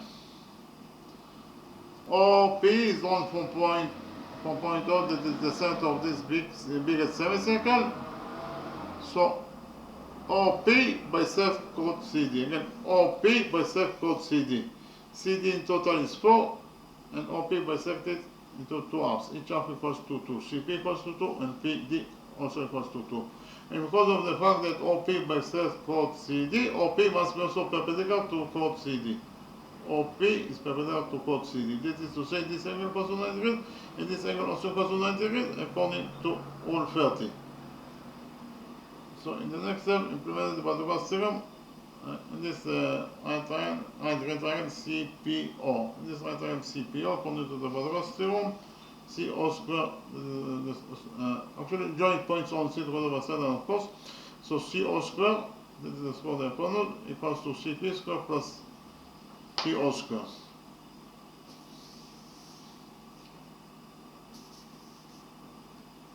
So OC is x, therefore C square is x squared. It is equals to CP square. CP is 2, therefore CP square is 2 squared, that is 4, plus PO square. PO is the hypotenuse of this big triangle PMO, therefore PO square must be equal to PM square plus MO square. Again, PO square equals to PM square plus MO square. Again, PO square equals to PM square plus MO square. So in total, we should find out that x square equals to 4 plus PM square plus OM square. So x square equals to 4, PM is 2, so PM square is 2 squared, that is 4, plus OM square. OM is a, so OM square is a square. So in total, according to equation 2, we should find out that x square equals to 4 plus a square. So x square equals to 4 plus 4, 4 plus 4 is 8, plus a square. So in total, according to equation 2, we should find out that x square equals to 8 plus a square. While according to equation 1, we only found out that x square equals to 10 plus a square minus 4 times square root of 2 times a. Therefore, we can do equation 3 that says that x square according to equation 1 must be equal to x square according to equation 2. X square according to equation 1 equals to 10 plus a square minus 4 times square root of 2 times a, and it must be equal to x square according to equation 2, that equals to 8 plus a square. So here we have a square on both sides of this equation, so a square gets cancelled.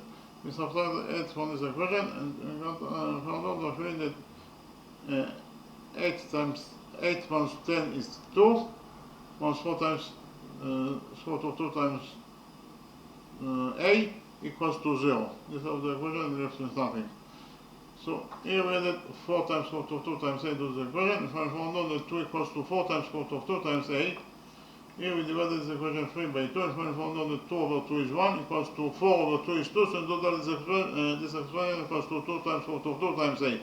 So in total, if we found out that 1 equals to 2 times square root of 2 times a, here we divided the equation by 2 times square root of 2, and we found out that a equals to 1 over 2 times square root of 2. We only found out that according to equation 2, x square equals to 8 plus a square. So x square equals to 8 plus a square.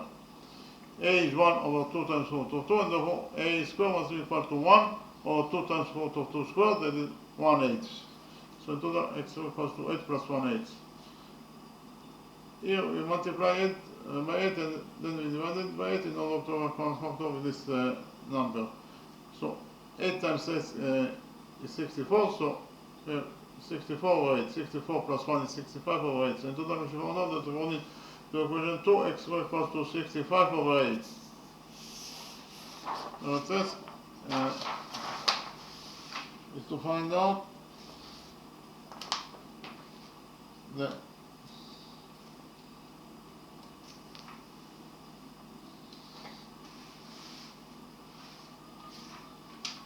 area of this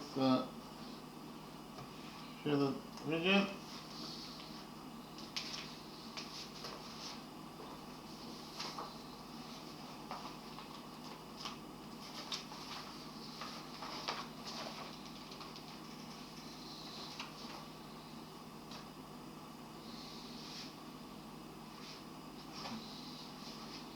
This is to find out the area of this shaded region.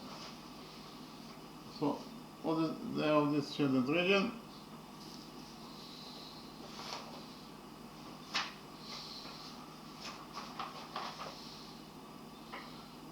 Actually, the area of this shaded region, we found the green shape and the pink shape, we found it. The area of this green shape in total will be equal to the area of the biggest semicircle minus the area of those two semicircles. Again, the area of the green shape in total must be equal to the area of the biggest semicircle minus the area of those two semicircles.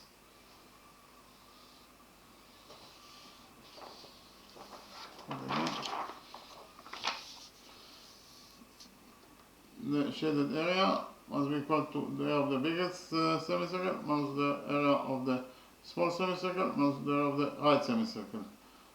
The area of the biggest semicircle equals to pi x squared because the radius of the biggest semicircle is x. So therefore, the area of the biggest semicircle must be equal to pi x squared over 2. Minus the area of the left semicircle, the radius of the left semicircle is 2. Therefore, the area of the left semicircle must be equal to pi 2 squared over 2 minus the area of the right semicircle. The radius of the right semicircle is 1, so it is pi 1 squared over 2. So to the area of the value of the shape region, the size of the shape region equals to this expression pi x squared over 2 times pi 2 squared over 2 times pi 1 squared over 2. Here we took pi over 2 as a common factor of those two expressions, from those two expressions, so inside the brackets we have x squared minus 4 minus 1. So it is pi over 2, x squared is 65 over 8, minus 4 minus 1 is minus 5. So in total we found out that pi over 2, and we have 65 over 8 minus 5. So we multiplied minus 5 by 8 and then we divided by it in order to have a common factor with this number.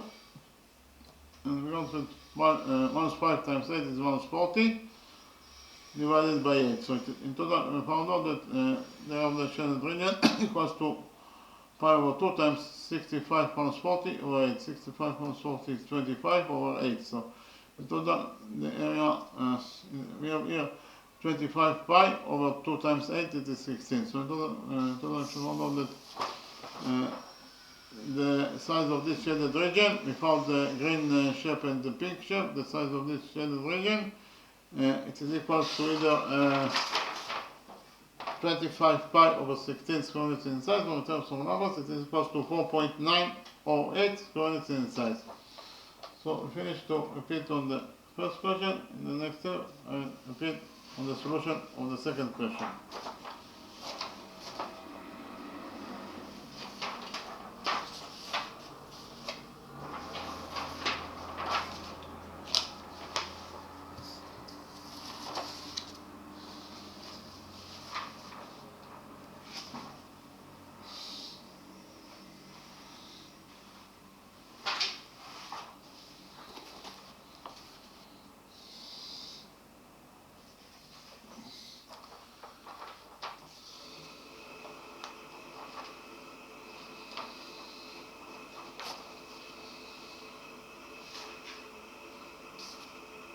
Our task in the second question is to find out the size of this shaded region. Or to find the shaded region, it is actually this small semicircle. So we have to find out the area of this small semicircle.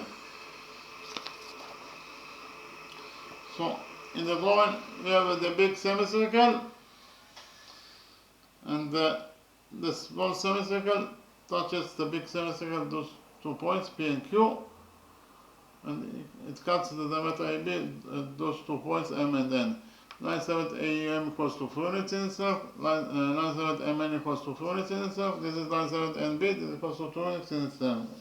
Again, our task is to find out the size of this small semicircle, that is actually the shaded area. So first of all, we know that AB is the diameter of the big semicircle. So the diameter AB in total equals to AEM plus MN plus NB. AEM is 3, MN is 3, and NB is 2. So in total AB equals to 3 plus 2, that is 8. So AB in total equals to 8. So the diameter AB of the big semicircle equals to 8.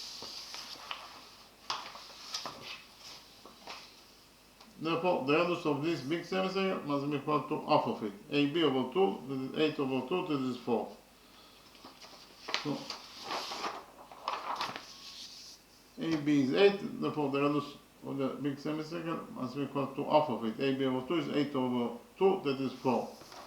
8 over 2 is 4. So the radius of this big semicircle equals to 4 units in its length. What is the length of this line 7 OM? AO is the radius of this big semicircle, that is 4. So MO in total equals to AO minus AM. Again, MO equals to AO minus AM. And again, MO equals to AO minus AM. AO is the radius of the big semicircle, that is 4, minus AM, that is 3. So in total, the missing line segment OM or MO equals to 4 minus 3, that is 1. Yeah.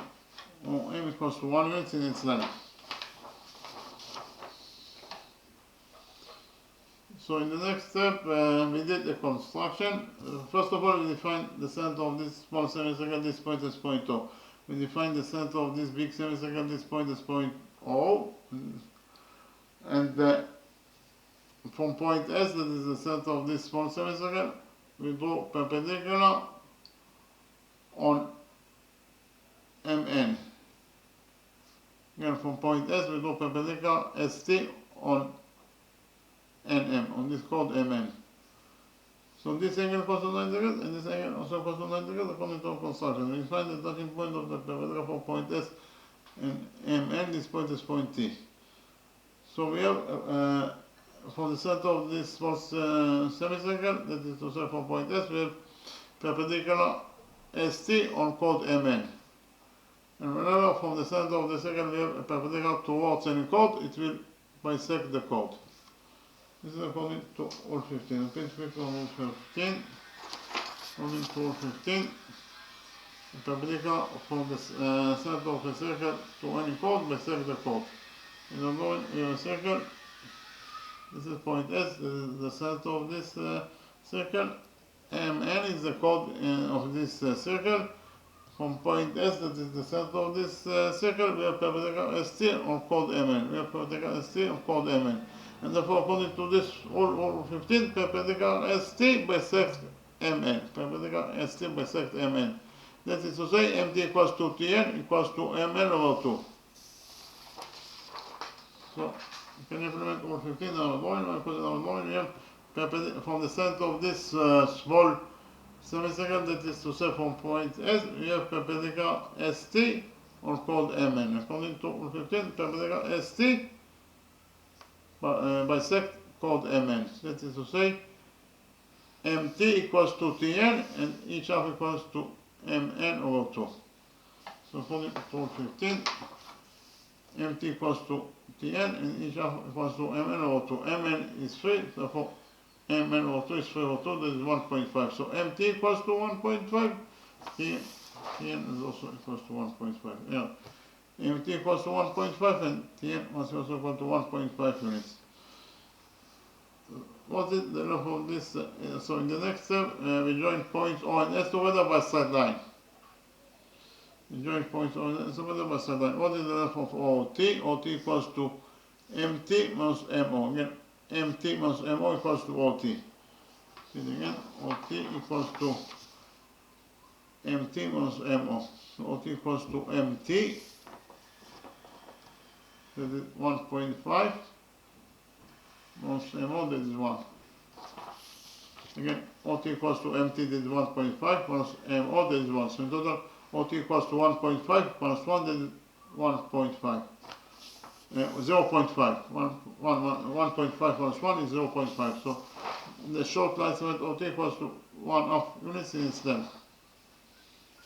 So in the next step, we join points O and S together by straight line.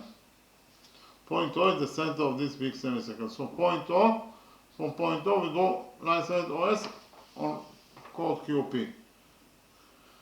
Line segment OS bisect chord QP. While point S is the center of this circle. So SP is the radius of this small semicircle, that is X. SQ is also X. And therefore, chord OS, line segment OS bisects chord PQ. Chord PQ in total is 2X. And OS bisects chord QP into 2 halves. The first half QP is X, the second half SP is also X. So from the center of this big semicircle, that is to say from this point on, we have a line segment that bisects a chord. Whenever we have a line segment that bisects a chord, that line segment will be also perpendicular to that chord. That is to say, OS must be also perpendicular to QP. If OS is perpendicular to QP, it means that this angle equals to 90 degrees, and this angle also equals to 90 degrees according to rule 30. Read again, according to rule 30. In line 7, that is one from the center of the circle and my sector chord will be also perpendicular to that chord. So the point in a circle, this is going to the center of the circle, and we have chord AB.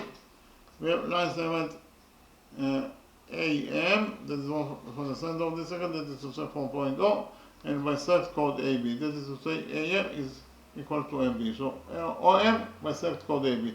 And therefore OM must be also perpendicular to AB. That is to say this angle equals to 90 degrees, and this angle also equals to 90 degrees, according to this rule 30. So as I mentioned before, we have from the center of this big semicircle, that is to say from point O, we have line segment OS and bisect chord QP. And therefore, according to rule 30, line segment OS must be also perpendicular to QP. If OS is perpendicular to QP, it means that this angle equals to 90 degrees, and this angle also equals to 90 degrees according to rule 30. So, we have here, we only found out that OT equals to 1/2. We define ST, line segment ST as H, and we define line segment SO as Y. OT equals to 1/2. So, in the next step, I copied the right small triangle SOT in a page and we implemented the Pythagoras theorem on this right small triangle SOT. Okay, this is the right small triangle SOT that I copied from the original drawing. This small triangle SOT, according to the Pythagoras theorem, SO squared equals to ST squared plus TO squared. SO is y, therefore SO squared is y squared, and it is equals to ST squared. ST is h, therefore ST squared is h squared, plus TO squared. TO is 1/2, therefore TO squared is 1/2 squared, that is 1/4. So in total, according to equation 1, once we found out that according to equation 1 squared equals to h squared plus 1/4. In the next step, we join points S and N together by side line. Point S is the center of this small semicircle, point N is the point of the small semicircle itself, therefore Sn is the radius of this small semicircle, that is equals to x. In the next step, I copy the right triangle STN in a new page and implemented the Pythagoras theorem on this right triangle STN. This is right triangle STN that I copied from the original drawing. In this right triangle STN, Sn squared, that is the square of the hypotenuse, equals to St squared plus Tn squared. Sn is x, therefore Sn squared is x squared, and it is equals to St squared. St is h, therefore St squared is h squared, plus Tn squared. Tn is 1.5, and therefore Tn is 3/2, therefore Tn squared is 3/2 squared, that is 9/4. So in total, according to equation 2, we found out that x squared equals to h squared plus 9/4. So, according to equation 2, x squared equals to h squared plus 9/4, while according to equation 1, we only found out that y squared equals to h squared plus 1/4. In the next step, we subtracted equation 2 from equation 1, and we found out that x squared minus y squared equals to h squared plus 9/4 minus h squared plus 1/4. So in total, according to equation 3, we found out that x squared minus y squared equals to h squared plus 1/4. Here we open the brackets, and found out of 3 that minus 1 squared minus 1/4. So in total, x squared minus y squared equals to h squared minus h squared is 0, and 9/4 minus 1/4 is 8/4. 9/4 minus 1/4 is 8/4. 8/4 is 2. So in total, according to equation 3, we found out that x squared minus y squared equals to 2. This is according to equation 3. And in the next step, we join points O and P together by a straight line. Point O is the center of this big semicircle, point P is the point of the big semicircle itself, therefore OP is the radius of this big semicircle, that is equals to 4 according to what we have only found out in the beginning of the lecture. So OP equals to 4, it is the radius of the big semicircle, SP equals to x, and SO equals to y. So in the next step, I copied this right triangle OSP in a new page and we implemented the Pythagoras theorem on this right triangle OSP. This is right triangle OSP, this is according to the original drawing. This right triangle OSP, PO squared, that is the square of the hypotenuse, equals to PS squared plus S squared. PO squared, that is the square of the hypotenuse, equals to PS squared plus SO squared. PO is 4, therefore PO squared is 4 squared, it is 16, and it is equals to PS squared. PS is x, therefore PS squared is x squared, plus SO squared. SO is y, therefore SO squared is y squared. So in total, according to equation 2, we found out that 16 equals to x squared plus y squared. This is according to equation 2, and according to equation, this is according to equation 4 actually. But according to equation 3, we only found out that x squared minus y squared equals to 2. So according to equation 4, x squared plus y squared equals to 16. But according to equation 3, x squared minus y squared equals to 2. In the next step, we added equation 4 to equation 3. And we found out that x squared plus x squared is 2x squared. Y squared minus y squared is 0. And it equals to 16 plus 2, that is 18. So in total, according to equation 5, we found out that 2x squared equals to 18. Here we divided this equation 5 by 2, and we found out that x squared equals to 18 over 2, that is 9. So x squared equals to 9. Our test is to find out the size of this shaded region. That's actually the size of this small semicircle, because the small semicircle contains the shaded region. So what is the size of this shaded region? This is the area of this small semicircle. We know that the radius of this small semicircle is x, and therefore the area of the small semicircle, that is actually the area of the shaded region, must be equal to pi x squared over 2. But we just right now found out that x squared equals to 9, so we can solve x squared in this equation by 9. We did it, and we found out that in total, the size of the shaded region equals to pi over 2 times x squared, and x squared is 9. So in total it is 9 pi over 2. 9 pi over 2 is 4.5 pi. So in total we found out the size of this shaded region. It is equals to either 4.5 pi square units in size, or in terms of numbers, it is equals to 14.137 square units in size. Okay, thank you very much.